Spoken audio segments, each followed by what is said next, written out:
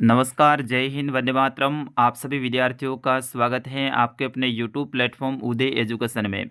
विद्यार्थियों, आज की इस वीडियो में बात करेंगे कक्षा 9वीं अर्धवार्षिक परीक्षा 2025-26 की दृष्टि से इम्पोर्टेंट आपके सोशल साइंस यानी सामाजिक विज्ञान के पेपर के बारे में, जो कि आपके 24 नवंबर को होने जा रहा है। उसकी दृष्टि से वेरी वेरी मोस्ट इम्पोर्टेंट ये प्रश्न पत्र रहेगा। विद्यार्थियों, इस वीडियो को आप अंत तक देख लेना, बिल्कुल आपको काफ़ी फ़ायदा होने वाला है। जैसे कि सुबह मैंने साइंस के वीडियो में भी आपको बताया था, सुबह मैंने एक वीडियो अपलोड किया था और उसमें बताया था कि 70% प्रश्न है वो सीधे ही देखने को मिलेंगे। और बिल्कुल आज सुबह वाला और कल शाम को जब मैंने 2 वीडियो अपलोड किए थे साइंस के, उन दोनों वीडियो में से लगभग 70 से 75% प्रश्न है वो सीधे के सीधे हमारे वीडियो में से आए थे। तो बिल्कुल आप यहाँ पर भी उम्मीद कर सकते हैं, जो यहाँ पर मैं प्रश्न आपको बता रहा हूँ इनमें से ज़्यादातर प्रश्न आपके एग्ज़ाम में सीधे ही देखने को मिलने वाले हैं। विद्यार्थियों, आपके एग्ज़ाम को 2 दिन रहे हैं, तो ऐसे में मैं आप कोशिश करूँगा कि 2 अलग-अलग पेपर आपके लिए लेकर आऊँ, और इन दोनों वीडियो को अगर आप देख लेते हैं तो आपको लगभग 80 से 85% सीधे ही प्रश्न देखने को मिल जाएंगे। तो वीडियो को अंत तक देखिए, इससे ज़्यादा से ज़्यादा शेयर कीजिए। मैं प्रत्येक प्रश्न का उत्तर भी आपको बताने वाला हूँ। चलिए पहले प्रश्न की ओर बढ़ते हैं। पहला प्रश्न है आपके वस्तुनिष्ठ प्रश्न। इसके अंतर्गत फर्स्ट देखिए, फ्रांसीसी क्रांति के दौरान फ्रांस की राजगद्दी पर कौन बैठा था? यानी जब फ्रांसीसी क्रांति हुई थी उस समय पे फ्रांस की राजगद्दी पर कौन बैठा था? तो ऑप्शन अ रहेगा लुई जो 15 है वो बैठा था। तो ऑप्शन आपके रहेगा अ इसका सही आंसर। अगला प्रश्न है, रूस में खूनी रविवार के अवसर पर श्रमिकों के जुलूस का नेतृत्व किसने किया था? तो विद्यार्थियों, इसका सही आंसर होगा ऑप्शन अ फादर गेपोन ने। यानी ऑप्शन अ रहेगा इसका सही आंसर। और ये प्रश्न आपके स्टार लगा दीजिए, आपके एग्जाम में सपने वाला प्रश्न है, ठीक है ना। दूसरा प्रश्न, तीसरा प्रश्न है, निम्नलिखित में से कौन सा भारत के उत्तर पश्चिम भाग में सर्दियों के दौरान वर्षा का कारण बनता है? यानी भारत के उत्तर पश्चिम क्षेत्र में जब ये सर्दी का मौसम होता है उस दौरान बारिश होती है, वो किस कारण से होती है? तो विद्यार्थियों, वो होती है पश्चिमी विक्षोभ के कारण। ऑप्शन ब रहेगा इसका सही आंसर। भूमध्य सागर से ये आता है पश्चिमी विक्षोभ। विद्यार्थियों, ये प्रश्न भी आपके पश्चिमी विक्षोभ से संबंधित प्रश्न 100% आने की पूरी संभावना है। मैंने पिछले साल भी आपके पेपर अपलोड किए थे, उसमें भी जब मैंने वीडियो यहाँ पर जो आपके लिए डाले थे उनमें से ज़्यादातर प्रश्न है वो सीधे ही आए थे। तो पिछले साल भी मेरे पेपर से काफ़ी प्रश्न आए थे और इस बार भी आने की पूरी उम्मीद है। अगला है, लोकतंत्र सरकार का वह रूप है जिसमें शासकों का चुनाव किसके द्वारा किया जाता है? जनता के द्वारा किया जाता है। तो ऑप्शन ब रहेगा इसका सही आंसर। अगला है, संविधान सभा की पहली बैठक कब आयोजित हुई? बिल्कुल बहुत इंपॉर्टेंट है। संविधान सभा की पहली बैठक 1946 में हुई थी। ऑप्शन अ रहेगा इसका सही आंसर। अगला प्रश्न है, ईवीएम का क्या मतलब होता है? ईवीएम क्या होती है? तो ये प्रश्न आपके लिए बहुत इंपॉर्टेंट रहेगा, ईवीएम वाला भी। तो इलेक्ट्रॉनिक वोटिंग मशीन होती है, ठीक है ना।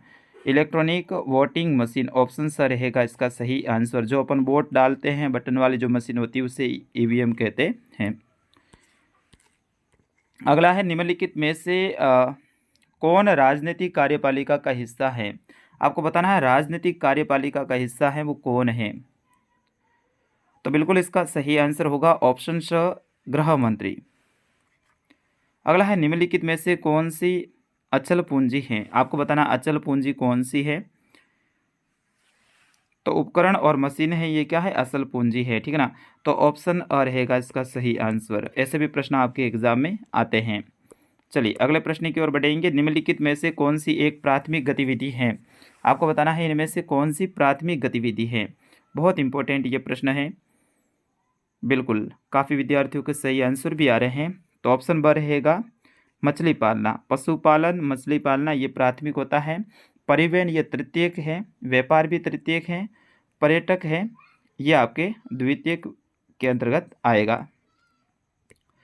अगला है, ग्रामीण क्षेत्रों में प्रति व्यक्ति प्रतिदिन औसत कैलोरी की आवश्यकता होती है, कितनी होती है वो आपको बताना है।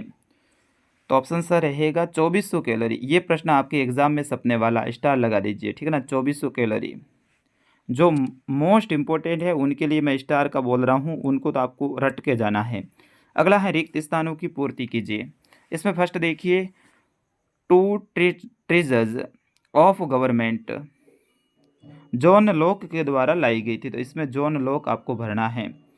सेकंड है लेनिन वोल्फेविक समूह का नेता था, इसमें लेनिन लिखना है, ठीक है। और तीसरा है भारत की जलवायु को मानसूनी प्रकार का बताया गया है। भारत की जलवायु कैसी है? मानसूनी प्रकार, तो यहाँ पर मानसूनी भरना है। और अगला है जिम्बाब्वे को अश्वेत अल्पसंख्यक शासन से स्वतंत्रता वर्ष 1980 में मिली थी। कब मिली थी? 1980 में, तो इसमें 1980 भरना है। और अगला है रंग भेद दक्षिण अफ्रीका के नक्सली भेदभाव की एक अनूठी प्रणाली का नाम था। रंग भेद, वहाँ पर है ना काले और गोरों के रूप में रंग भेद होता था। कहाँ? दक्षिण अफ्रीका में। अगला है मतदाता सूची को आधिकारिक तौर पर के नाम से जाना जाता है। मतदाता सूची को आधिकारिक तौर पे किस नाम से? इलेक्टोरल रोल के नाम से भी जाना जाता है। और अगला है आपका सातवां, इसमें रहेगा खेती पालमपुर गांव की मुख्य आर्थिक गतिविधि थी। तो इसमें पालमपुर गांव वाला आपके बहुत इंपॉर्टेंट ये पार्ट है, इसमें से बड़े प्रश्न भी आएंगे, तो अच्छे से आप इसको तैयार करके जाइएगा। यहाँ पर क्या था? खेती। लाइट आने से यहाँ पर सिंचाई संबंधी सुविधाएं हैं उसका विस्तार हो गया था, वो भी आपने पाठ में पढ़ा होगा अगर सर ने पढ़ाया है तो। अगला है जनसंख्या की गुणवत्ता अंततः देश का भविष्य तय करती है। जनसंख्या की गुणवत्ता यानी जनसंख्या कितनी है, कितनी पढ़ी लिखी है, वो क्या करती है? देश का भविष्य तय करती है। तो यहाँ पर भविष्य लिखना है। तीसरा प्रश्न है अति लघुतरात्मक यानी बिल्कुल छोटे छोटे प्रश्न।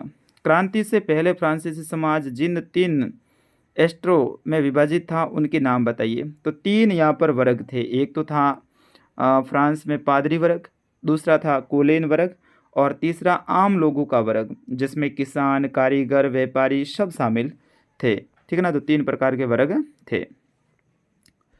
अगला प्रश्न है कुलकों के बारे में आप क्या जानते हैं? बिल्कुल, कुलकों के बारे में आप क्या जानते हैं? कुलक रूस के धनिक किसानों का एक समूह होता था जिनके पास में पहले से धन अधिक था, तो उसे क्या कहते थे? कुलक कहते थे। दोबारा से मैं बता रहा हूँ, कुलक कौन थे? कुलक रूस के धनिक किसान हुआ करते थे। कौन थे? रूस के धनिक किसान। अगला है भारत की जलवायु को प्रभावित करने वाले कारक। खूब सारे कारक हैं विद्यार्थियों, इसमें आप बताइए भारत की जलवायु को प्रभावित। एक तो अक्षांशीय स्थिति, यहाँ की ऊंचाई, यहाँ का दबाव, यहाँ की हवाएं, और यहाँ से समुद्र की जो दूरी है वो क्या करती हैं? भारत की जलवायु को प्रभावित करती हैं। भारतीय जलवायु को मानसूनी जलवायु भी कहा जाता है। अगला है मालाबार तट पर वर्षा के लिए कौन सी हवाएं जिम्मेदार होती हैं? तो मालाबार तट में वर्षा के लिए दक्षिणी पश्चिमी जो हवाएं होती हैं वो कारगर साबित होती हैं या जिम्मेदार होती है। कौन सी? दक्षिण पश्चिमी हवा। और भारत में जब मानसून आता है तो भी कौन सी हवाएं आती हैं? दक्षिण पश्चिमी हवाएं आती है, ये भी आप ध्यान रखना। 2 शाखाओं से बारिश होती है, एक तो बंगाल की खाड़ी की शाखा और दूसरी होती है अरब सागर की शाखा, ठीक है। और शीत ऋतु में जो होती हैं ये भूमध्य से आने वाली पश्चिमी जो हवाएं हैं जिसको पश्चिमी विक्षोभ कहते हैं, इसके कारण से होती हैं, ये भी आप ध्यान रखिए। अगले प्रश्न की ओर बढ़ते हैं। मालाबार तट ये हो गया है। अब्राहम लिंकन द्वारा दी गई लोकतंत्र की परिभाषा लिखिए। Abraham Lincoln. तो लोगों के लिए, लोगों के द्वारा जो शासन होता है उसे ही लोकतंत्र कहते हैं। अब्राहम लिंकन ने क्या बोला था? लोगों के लिए, लोगों के द्वारा जो शासन है वही शासन कहलाता है।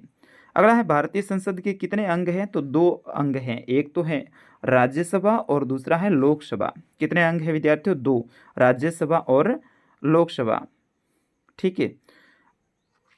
इसमें राष्ट्रपति भी अंग होता है, लेकिन आपको ये 2 मुख्य याद रखने हैं। अगला है बिजली के प्रचार से पालनपुर के किसानों को किस प्रकार मदद मिली? देखिए मैंने पहले भी बोला था पालनपुर वाला जो है पाठ आपके लिए तो एक वरदान पाठ है, उसको रट लीजिएगा। तो बिजली के प्रचार से क्या हुआ था? वहाँ पर किसान हैं वो खेती करने लग गए थे, सिंचाई में उनको सुविधाएं हैं वो मिलने लग गई थी, ठीक है। और एक और प्रश्न आया, देख लीजिए। पालमपुर में खेत मजदूरों की मजदूरी न्यूनतम मजदूरी से कम क्यों है? तो कम क्यों है वो आपको लिखना है इसमें। अगला है संसाधन के रूप में लोग से आप क्या समझते हैं? तो लोग देश का एक सबसे बड़ा संसाधन होते हैं, क्योंकि देश के संसाधनों का वो सावधानी पूर्वक विवेकपूर्ण उपयोग कर सकता है, संसाधनों का उपयोग करने के लिए उनके पास में ज्ञान और कौशल होता है, तो लोग हैं वो देश के सबसे बड़े संसाधन होते हैं। अगला प्रश्न है, निर्धनों में भी सबसे निर्धन कौन है? तो आप बताइए इसका आंसर। आपके बुक का क्वेश्चन है। अब आगे के प्रश्न थोड़े बड़े रहेंगे, तो इन प्रश्नों को आप देख लीजिए और अच्छे से याद करने की कोशिश कीजिएगा। ये सारे के सारे इम्पोर्टेंट रहेंगे विद्यार्थियों। 1917 में जार का निरंकुश शासन क्यों खत्म हो गया, ये आपको लिखना है। प्रथम विश्व युद्ध का रूसी अर्थव्यवस्था पर क्या प्रभाव पड़ा, संक्षेप में लिखिए। अरुणाचल प्रदेश में सूर्योदय पश्चिम में गुजरात की अपेक्षा 2 घंटे पहले क्यों होता है? दोनों राज्यों में घड़ियां एक ही समय दर्शाती, ऐसा क्यों होता है, वो आपको बताना है। क्योंकि यहाँ के जो देशांतरीय विस्तार है उनके कारण ही होता है। लगभग काफ़ी इसमें अंतर रहता है। एक देशांतर से दूसरे देशांतर पे जाने पर 4 मिनट का अंतर होता है विद्यार्थियों, तो काफ़ी होगी देशांतर, इसलिए ये हो रहा है। कितनी है आप गणना करके ज़रूर याद कर लीजिएगा एक बार। और दोनों घड़ियां एक ही समय क्यों बताती है? क्योंकि भारत का मानक समय है वो कोलकाता से निर्धारित किया जाता है, जो कि पूरे देश पर लागू होता है। अगला है, हिंद महासागर के शीर्ष पर भारत का केंद्रीय स्थान महत्वपूर्ण क्यों माना जाता है? आपको बताना है। राष्ट्रीय ग्रामीण रोजगार गारंटी अधिनियम 2005 की मुख्य विशेषताएं लिखनी है। और अगला क्वेश्चन है, उन सामाजिक और आर्थिक समूह की पहचान करें जो भारत में निर्धनता के सक्षम, निरुपाय यानी अति संवेदनशील हैं, ये आपको लिखना है। और आगे के प्रश्न लघुतरात्मक रहेंगे, जिसमें नदियां देश की अर्थव्यवस्था के लिए क्यों महत्वपूर्ण है, लोकतंत्र में विपक्ष के महत्व तर्क वो आपको देने हैं, हमें संविधान की आवश्यकता क्यों होती है, आम चुनाव और उपचुनाव में अंतर बताइए। आम चुनाव है पूरे राज्य में एक साथ में करवाया जाता है, जबकि उपचुनाव है कोई सीट खाली रह जाती है या फिर किसी की सांसद की वगैरह की मृत्यु हो जाती, तो ऐसे में उसकी जगह पर दोबारा से चुनाव करवाए जाते हैं। अगला है, मंडल आयोग की नियुक्ति क्यों की जाती है, इसे सरकार से को क्या सिफारिशें की हैं, वो आपको लिखना है। फिर उसके बाद में अगला प्रश्न है, एक ही भूमि पर उत्पादन बढ़ाने के लिए अलग अलग तरीके हैं, इसको समझाए, उदाहरण के द्वारा आपको समझाना है।